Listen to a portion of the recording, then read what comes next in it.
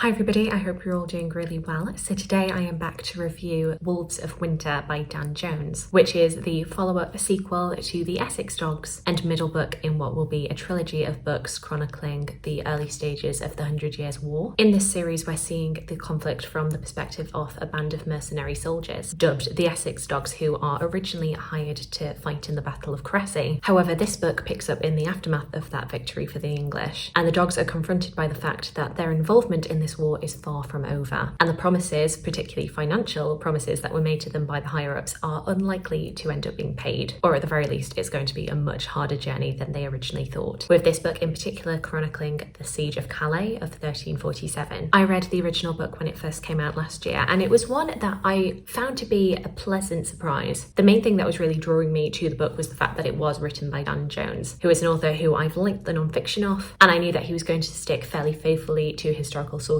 and whenever he would want to diverge would probably do it for smart reasons. That's always a bit of a historical fiction pet peeve of mine, is when they stray away from historical sources just for the drama of it all. And also following listening to him talking about the process of writing the book on different podcasts, I just really loved hearing about his process of making that transition from non-fiction over to fiction, and so I just had a lot of faith in him as a writer. However, one of the things that was holding me back from this book was the fact that it is a war-based history, and that is not the kind of narrative that I really like. I don't really like my books to have a whole lot of violence in them. I get a little bit frustrated by reading war narratives. It's not my kind of history that I like to read at all. But like I say, I was really intrigued by this writer, and so I gave it a go. And for me, the original book was, a solid 4-star experience. I did still have the kind of gripes that I do typically have about war narratives, but what I was hoping and what I ended up getting was a very human-centered narrative that was not glorifying war and was much more about the relationships between this band of brothers, and particularly the mental effects of war and when they are being separated. I know the original book, Essex Dogs, definitely has its fans, and I'd be very interested to see what other people make of this sequel. I feel like some people may not actually like this one quite as much pace-wise. Because we are following a siege rather than a battle, there is obviously a lot less fighting, a lot more waiting around. We're seeing these characters having to really stick it out for months at a time under the grimmest of circumstances. But actually what I really loved about it was that it really shows how sieges just wear you down bodily and mentally, and this is done slowly rather than the quick brutality of a battle. There are very few moments of levity in this book. It is just miserable, and all the facade of glory, of honor, of riches is just gone. And particularly I loved this theme of how hard it is to hold on to your humanity during a siege when you've got an army of men who have already gone through a battle in the previous book. These are not fresh soldiers. They are not feeling particularly great. Dan Jones does not shy away from the mental health implications of this, and particularly of PTSD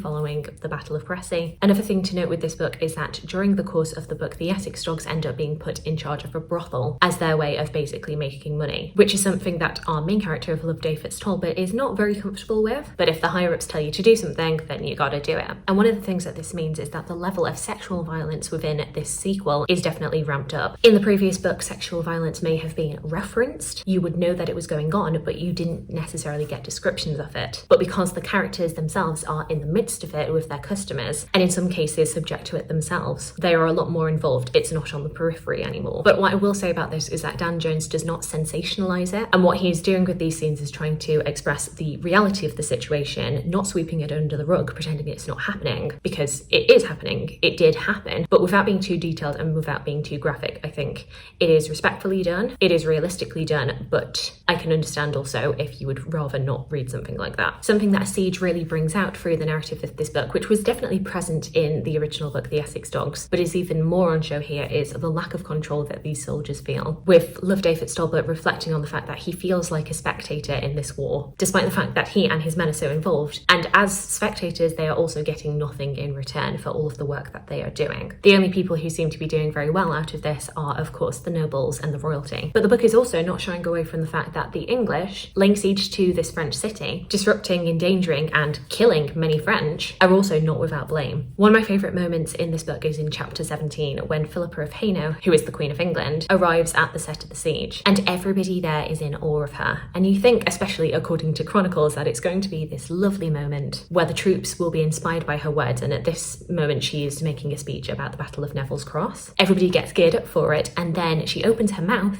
and starts speaking French, which is the language of the court, but it is not the language of the English peasantry. And nobody in this this group of Essex dogs can understand her. And it shows once again that there's this massive disconnect between the rich and powerful and the commoners. But then it also goes to show that this is a group of men who are fighting in France, trying to win a country to which they do not speak the language of. So what are they really doing here anyway? But then the book also asks the question, why is it that these men still go through it? Well, probably because they don't have another option and they might be killed if they did try to desert. But through this scene and the character of Scotsman, we're really shown the mesmerising quality that royalty have and can inspire in the troops. Scotsman takes issue with everybody cheering at the defeat of King David, and Loveday in return can't understand why Scotsman would still want to be loyal to the Scottish king when he's fighting for the English. To which Scotsman says, and I'm sorry, I am gonna have to censor some of this, my mum's watching. Loveday, if there's one thing we've learned since we've been in this shithole of a country, it's that no one leading this army cares about us. They use us for what they want,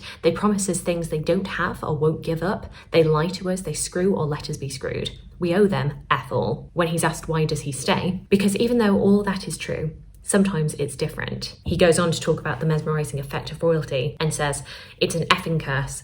Doesn't matter how much they hurt you, you're still going to love them. You can recognise how badly the nobility and the royalty can treat you, and yet you're still defensive of them. They just have that grandeur and that power and that spectacle that can't be denied. And I felt like throughout the book that this was really well done and communicated. I was coming to the end of this book and I did have a little bit of a realisation on where this book was going, or at least where this series is going. If you know your medieval history, you may have clocked something about the date of this book, of when it's set, 1347, and what might be potentially on the way in the final book. And that something is going to be a thing that is completely uncontrollable by humans, will touch the rich and the poor indiscriminately, and might potentially level out that uneven playing field that these characters are currently working on. And I can't believe it took until this book for me to kind of realise that that's where it might be going. Kind of like with Elodie Harper's The Wolf Den and how the threat of Vesuvius is always on in the background. And by the way, I have not finished the final book, so no spoilers please, but you know that it's going to eventually come. Realising that this might be where this book is potentially going was very exciting to me. Being able to get a little inkling of what might be closing out the trilogy. Already during the course of the second book, there's talk of the siege of Kaffa and how the dead bodies of the Mongol army covered in black buboes were thrown over the walls of the city. And what we as the audience know, but the Essex dogs do not know, what those around them don't know,